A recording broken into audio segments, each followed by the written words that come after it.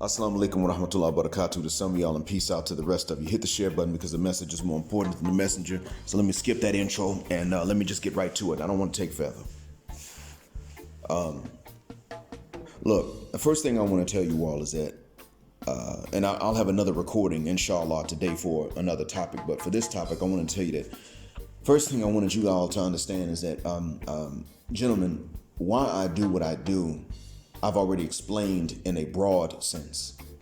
One of the sub-reasons that's more specific that I do this is because after living abroad for almost 8 years now and being happily married for almost 2.5 of those years,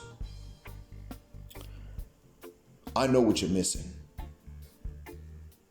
Now, many of you know,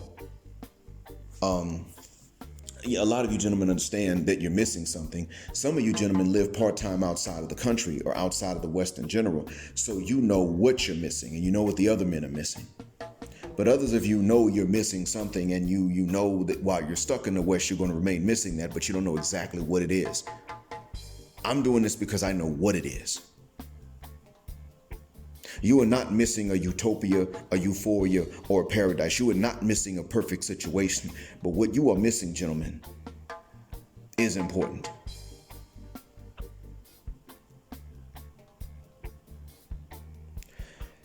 There's something else too, and that is that, you see, there was a student of mine once that told me that one of his uncles died without ever having been married, and he was considered to be a strong man for doing that. Now, he was not considered, this is not something that people are told they must do, like in the Catholic Church, that still to this day mandates celibacy amongst its priests, monks, and nuns. So there was not that extreme. But if he had a reason for doing so, his ability to do so was considered a strength. He told me this in front of the class.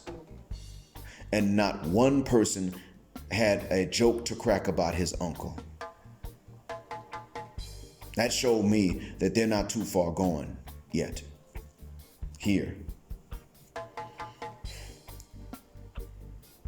You see, here, there are many social circles in which a man, if he is still what they call new, because they don't call men virgins in this culture. But if a man is still new and he says he is new because he has not married before and he's in his 20s or 30s, while people may say, well, this is a problem in the society because marriage is not easy, they don't look at that man and blame him because, hell, he ain't married. He's not supposed to fornicate.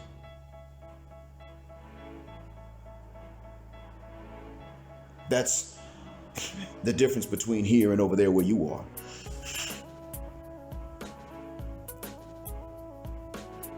Now, we already know over there where you are, it's becoming more and more common for men to say, no, I don't have that experience.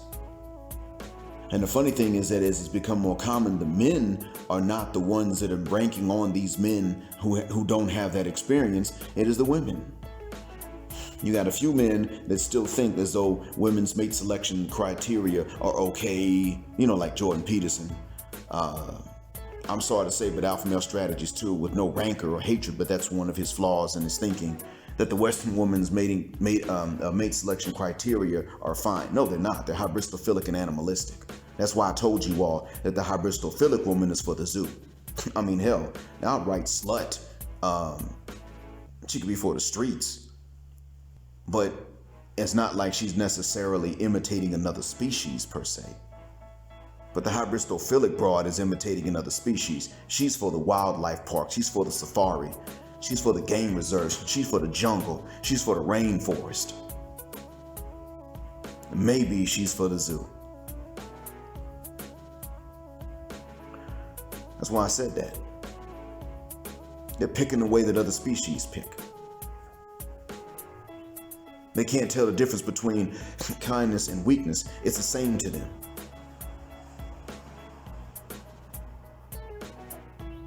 That's an animal. Matter of fact, a lot of animals are not that bad.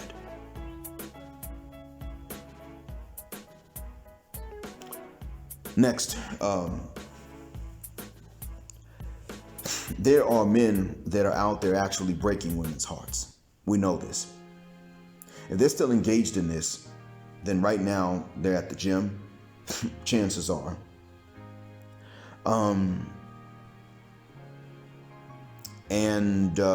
they're not at the gym, they're out breaking women's hearts. And one of the other things that they're doing is they're not listening to this. They don't have time.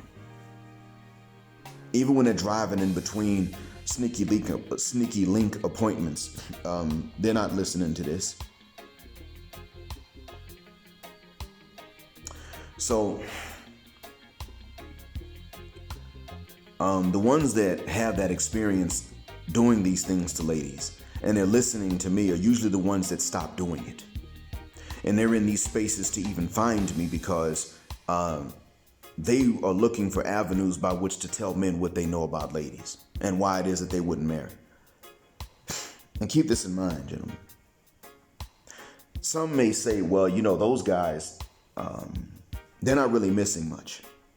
The truth be told, let me tell you what those guys are missing. Even the ones that are running from one appointment to the next one, driving from one woman's house to the next woman's house or to the next woman's couch. There's one thing even those guys are missing. Unless it just came natural to them. The fact is that in order for the women to respect them enough to want them like they do, these men had to disbelieve all of the good things they were ever told, along with the rest of us being told about women. They had to disbelieve this stuff and then find the better treatment from these women because they didn't believe that they were that great to begin with, and they treated them like 3 or 4s, and then they wound up getting the most out of them. What they will not, and even then, when the ladies get tired of them, or they see a regular human flaw in them, they decide he's not as strong as I thought he was, he's not as alpha as I thought he was, he's weak, and they fall from a pedestal in her eyes. The ability to be a normal man, to give each individual lady a chance based on her own individual merits and behaviors and interactions, and still not fail with them is something they are missing. Now, you know you're missing that. They don't understand that that's something they're missing. Everything about them that should be a bonus, instead of it being appreciated as a bonus, it is demanded of them as a baseline. So they may be the supermen, but when they're asleep, y'all have seen the image before. When they're asleep, Lois Lane is Lois Lame is sitting at the edge of the bed, looking at his uniform and cape folded on the back of the nearest chair, and she's saying, "Is this really the best I can do?" I kid you not.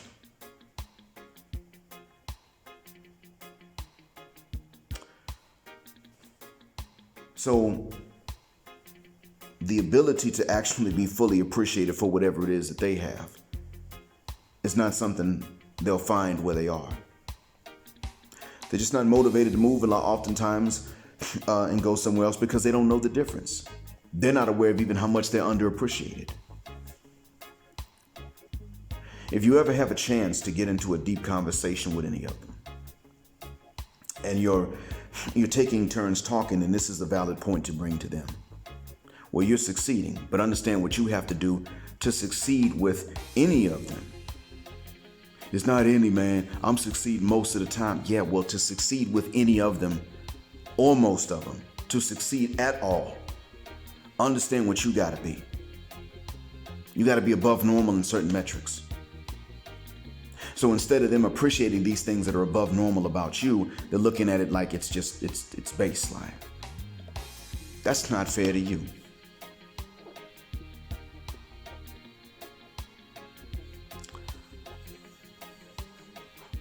I know what you're missing, and that's why I'm so vehement in this message, gentlemen. That's what I wanted you to understand. Thank you for listening.